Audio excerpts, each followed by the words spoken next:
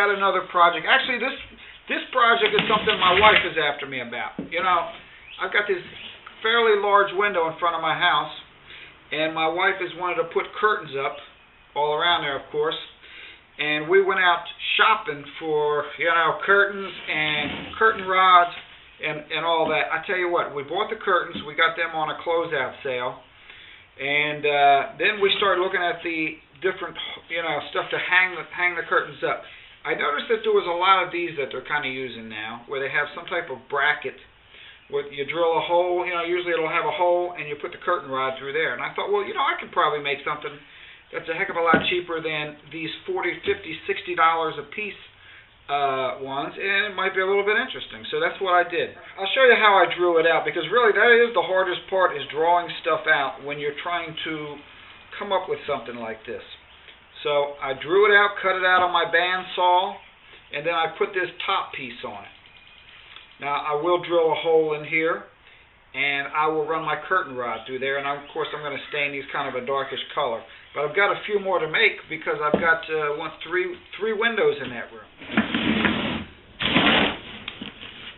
Okay, the first step was I glued up some of these 2x8s.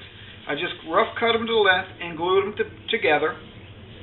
And then I'm going to take them over to my joiner and get one edge straight, and then I'll rip it down nice and square and cut it off at the top on the chop saw and table saw. Let me show you.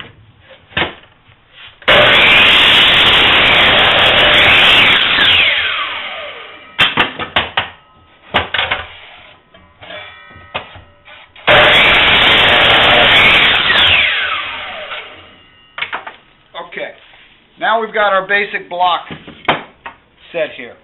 Now we're going to put our pattern on there. Now, of course, I can take the one that I already have and just kind of copy it. But I'm going to show you how I came up with this, and it might help you while you're making your patterns. Now, I kind of looked at them, like I said, in photos like this to see what the basic shape was. So I kind of copied that exact thing freehand. Okay?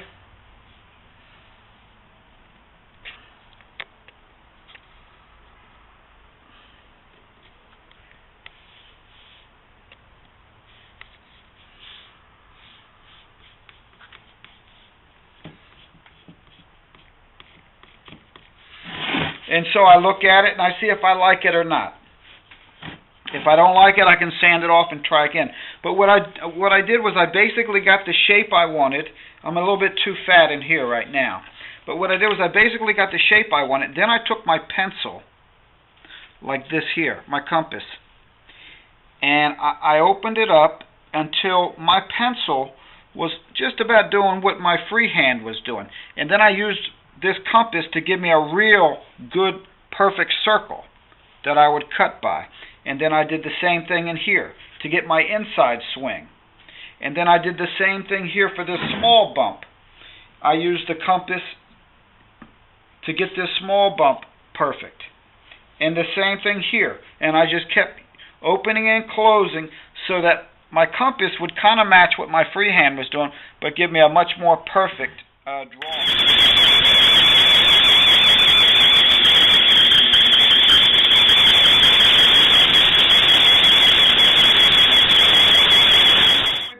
Out on the bandsaw, and I find it's always good to stay off of your line so that when you start to sand, you can sand right up to your line.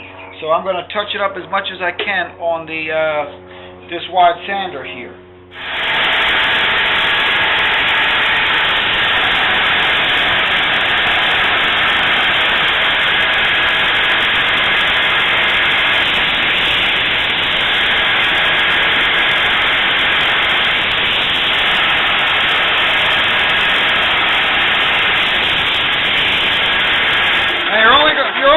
To get so much on this thing because just of the way it's positioned, but you can get some of these areas out pretty good, and then the rest, believe it or not, it's pretty soft pine, so you can do a lot of it by hand, and I'll show you how I do that too. If you look right in here, you can see where I didn't do that good of a job. See how coarse that cutting is from the bandsaw? What happened was I kind of overdid a little bit on the sander, and I kind of lost my profile, so So I'm going to have to doctor that up a little bit, but that's not that big of a deal. I've got this little round thing. You can have a little dowel or something round that's about this size. In fact, I use a dowel for this smaller profile. But if you put this in here and you work that just a few minutes, you can get pretty much most of that bandsaw cuts right out of there. But what you want to do on a lot of these things is you want to try to keep these shoulders. You see these little shoulders here? That's what makes a nice detail sometimes. And what I'll do there is I'll take a block with sandpaper and try to keep going into that shoulder to maintain that shoulder. So you can see where I've already gotten just a minute or two. I've got a lot of this out. So I'll work that and get that nice. And then the next step, what I'm going to do is I'm going to take my pencil, and you see how I cut a relief down in here? I'm going to kind of do the same thing. Whatever this profile is, I'll copy it. But what I want to do is just kind of sketch it out with your hand. It's not a big deal. And then maybe put a shoulder into another one. Keep your shoulders. And then do another one.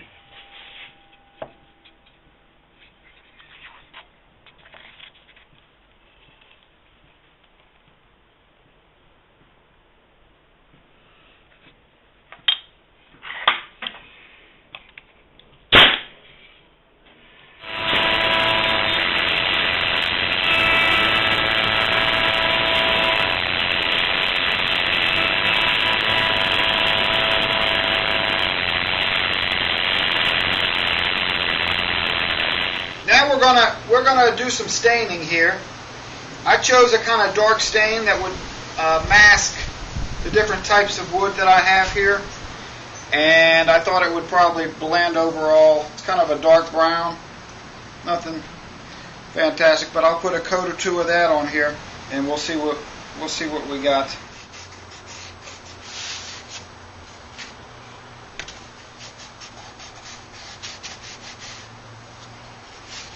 As you can see how dark that's going to come up, just about what I wanted.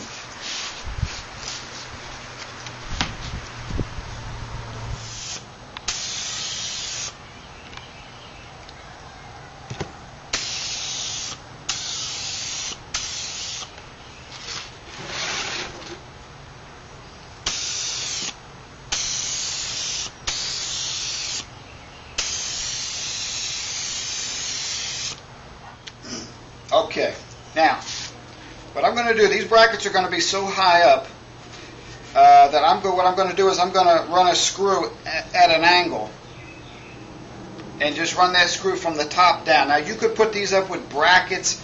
You could do it a number of different ways, little L brackets or whatever. This, I think, will work out. In fact, it worked out pretty good over there. So I'm just going to pick a spot up from the bottom and just kind of come in. Now, you see how that came through the top? There's one.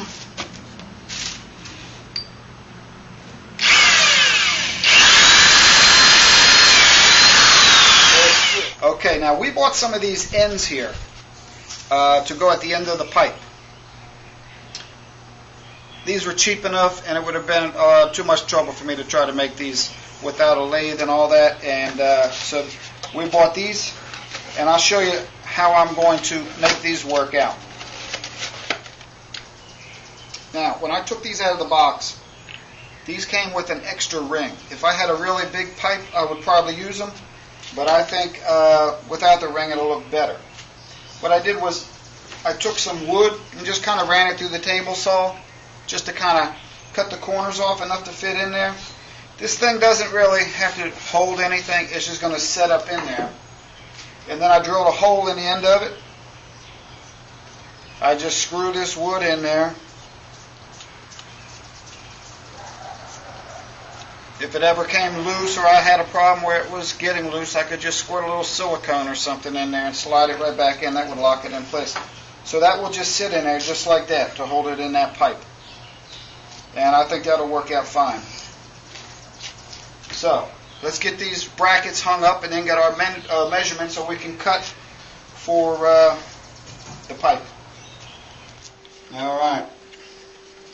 I put my 3-inch screw in there. I'm going to set it up my lines right here. I'm actually going to hold it a little bit above my line because I know when I tighten that thing up, it's going to kind of pull it down a little bit. So let's see what happens.